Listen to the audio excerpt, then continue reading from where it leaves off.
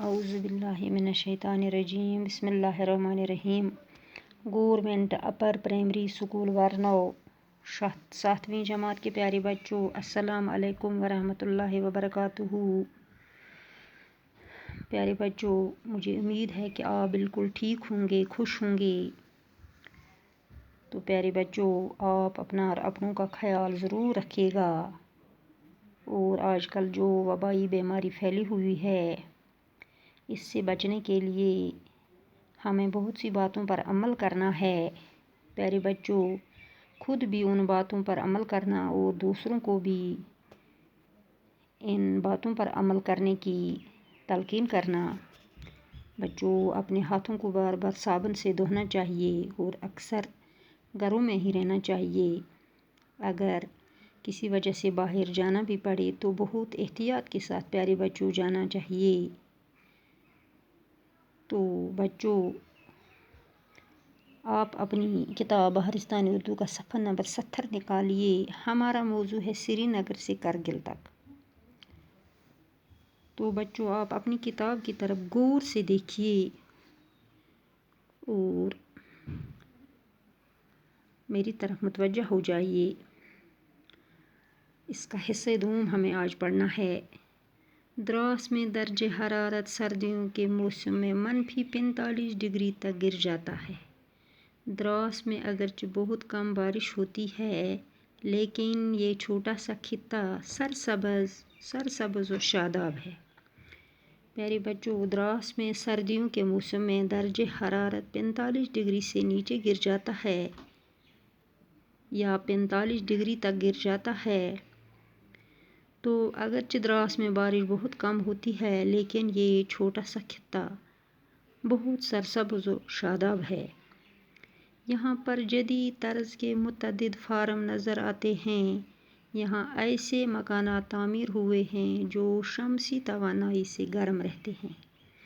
پیارے بچوں، دراس میں جدید طرز کے بہت سے فارم نظر آتے ہیں اور یہاں ایسے مکانات تعمیر ہوئے ہیں جو شمسی توانائی سے گرم رہتے ہیں۔ یعنی شمسی توانائی مانے دھوپ سے حاصل ہونے والی طاقت، اس سے وہ گرم رہتے ہیں۔ دراس سے گزرنے کے بعد ننگے پہاڑوں کا ایک لمبا سلسلہ شروع ہوتا ہے۔ شاہراہ دریائے دراس کے کنارے کنارے ہوتی ہوئی کھربو نام کے گاؤں سے گزرتی ہے۔ دراس سے گزرنے کے بعد بچوں، ننگے پہاڑوں کا ایک بہت لمبا سلسلہ شروع ہوتا ہے اور شاہراہ جو راہ ہے، دریائے دراس کے کنارے کنارے ہوتی ہوئی کھربو نام کے ایک گاؤں سے گزرتی ہے۔ دور چوٹیوں پر جب غروب ہوتے سورج کی کرنیں پڑتی ہیں تو ایسا لگتا ہے جیسے سارے پہاڑوں پر سونے کی چادر چڑھائی گئی ہو۔ تو بچوں، دو چوٹیوں پر جب سورج غروب ہوتا ہے تو جس وقت سورج غروب ہوتا ہے تو اس وقت جو کرنیں ان پہاڑوں پر پڑتی ہیں تو ایسا لگتا ہے کہ جیسے ان سارے پہاڑوں پر سونے کی چادر چڑھائی گئی ہے۔ ایسے چمکدار ہیں وہ پہاڑ، سورج کی کرنوں سے ایسی وہ چمک دکھائی دیتے ہیں جیسے لگتا ہے کہ ان پر سونے کی چادر چڑھائی گئی ہے۔ ایسے ہی حیرت انگیز قدرتی نظارے دیکھتے ہوئے ہم شام کے وقت کرگل پہنچے۔ تو ایسے ہی حیران کرنے والے قدرتی نظارے دیکھتے ہوئے ہم شام کے وقت کرگل پہنچے۔ حیرت انگیز مانے حیران کرنے والا، حیرت انگیز مانے یا حیرت میں ڈالنے والا۔ لیہ کے بعد کرگل لداخ کا سب سے زیادہ آباد اور بارونق قصبہ ہے۔ یہ قصبہ ننگے پہاڑوں اور تنگ پتھریلی وادیوں کے درمیان بہنے والے دریائے سورو کے کنارے پر آباد ہے۔ لیہ کے بعد بچوں، کرگل لداخ کا سب سے زیادہ آباد اور خوبصورت قصبہ ہے اور یہ قصبہ ننگے پہاڑوں اور تنگ پتھریلی وادیوں کے درمیان بہنے والے دریائے سورو کے کنارے آباد ہے، اس لیے اسے سورو ویلی بھی کہا جاتا ہے۔ کرگل کی اونچائی سطح سمندر سے تقریباً 2750 میٹر ہے۔ یہاں کی ناقابل کاشت زمین کو قابل کاشت بنایا گیا ہے۔ تو بچوں، کرگل کی اونچائی سطح سمندر سے تقریباً 2750 میٹر ہے اور یہاں کی جو زمین ہے وہ کاشت کے لیے ٹھیک نہیں ہے، تو اس کو کاشت کے لیے قابل استعمال بنایا گیا ہے۔ یعنی وہ آباد اب تب تک نہیں تھا، لیکن اس زمین کو آج قابل کاشت بنایا گیا ہے۔ کرگل کی آبادی کئی ہزار کے قریب ہے۔ سری نگر لیہ شاہراہ کرگل قصبے کے بیچوں بیچ گزرتی ہے۔ یعنی جو کرگل ہے وہاں کی آبادی کئی ہزار کے قریب ہے اور سری نگر لیہ شاہراہ کرگل قصبے کے بیچوں بیچ گزرتی ہے۔ جیسے بچوں ہم نے پڑھا کہ جب ہمیں لیہ جانا پڑتا ہے سری نگر سے لیہ، تو پہلے کرگل میں رات کو رکنا پڑتا ہے، جو ہم نے پچھلے حصے الف میں پڑھا۔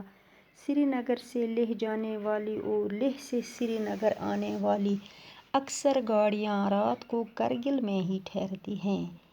جن گاڑیوں کو سری نگر سے کرگل لیہ آنا پڑتا ہے یا لیہ سے سری نگر جانا پڑتا ہے، تو ان گاڑیوں کو اکثر رات کو کرگل میں ہی ٹھہرنا پڑتا ہے، جس سے اس جگہ کی رونق میں اضافہ ہو جاتا ہے۔ سیاحوں اور دیگر مسافروں کی آمد کی وجہ سے یہاں کئی ہوٹل اور بازار وجود میں آ گئے ہیں، جس کی وجہ سے اس جگہ کی خوبصورتی میں اضافہ ہوا ہے اور جو سیر کرنے والے لوگ ہوتے ہیں یا مسافر ہوتے ہیں جو سفر کو نکلے ہوتے ہیں، ان کی آمد کی وجہ سے یہاں پر کئی ہوٹل اور کئی بازار بھی وجود میں آئے ہیں، جس کا اچھا اثر یہاں کی معیشت پر پڑتا ہے۔ یعنی جس سے اس کرگل کی معیشت پر اس کا بہت ہی اچھا اثر پڑتا ہے، کس وجہ سے کہ جب گاڑیوں کو سری نگر سے لیہ آنا پڑتا ہے یا لیہ سے سری نگر جانا پڑتا ہے، تو رات کو گاڑیوں کو کرگل میں ہی رکنا پڑتا ہے۔ تو کرگل میں ہر طرف بید کے درخت نظر آتے ہیں، ان سے یہاں کے لوگوں کی ایندھن اور چارے وغیرہ کی ضرورت پوری ہو جاتی ہے۔ اس جگہ چھوٹے سیب، خوبانی اور دوسرے پھلوں کے ساتھ ساتھ جوار اور گیہوں کی پیداوار بھی ہوتی ہے۔ یعنی جو کرگل ہے وہاں ہر طرف بید کے درخت ہیں، جن سے کرگل کے لوگ جلانے کی چیزیں اور چارے کی یعنی جانوروں کے کھانے کی چیزیں لاتے ہیں، جن سے ان کی ضرورت پوری ہو جاتی ہے۔ اور اس جگہ چھوٹے سیب اور خوبانی اور دوسرے پھلوں کے ساتھ جوار اور گیہوں کی پیداوار بھی ہوتی ہے۔ یہاں کے پھل چھوٹے چھوٹے مگر بہت رسدار اور میٹھے ہوتے ہیں۔ یعنی یہاں کے پھل چھوٹے ہوتے ہیں لیکن بہت ہی میٹھے اور رسدار ہوتے ہیں۔ بچوں، آپ نے کہیں کرگل کی خوبانی کھائی ہوگی، وہ بہت ہی مزیدار ہوتی ہے اور اس چھوٹے سے خطہ زمین سے زیادہ سے زیادہ پیداوار حاصل کرنے کی غرض سے یہاں عموماً سال میں 2 فصلیں اگائی جاتی ہیں۔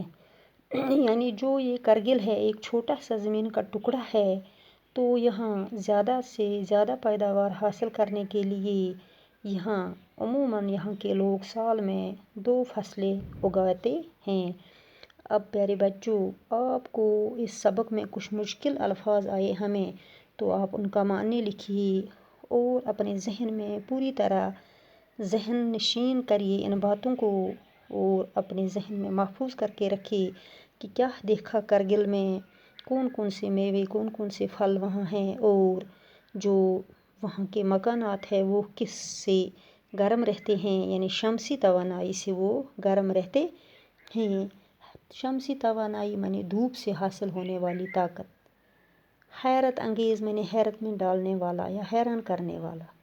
ایندھن معنی جلانے کی چیزیں جیسے لکڑی۔ خطہ زمین معنی زمین کا ٹکڑا۔ تو پیارے بچوں، آپ اپنے سبق کو دوبارہ دہرانا اور جو یہ مشکل الفاظ ہیں ان کو اپنی کاپی پر انڈر لائن کیجیے اور ان کا معنی بھی یاد کیجیے. تو بچوں اس کے آگے کل پڑھیں گے. باقی وسلام.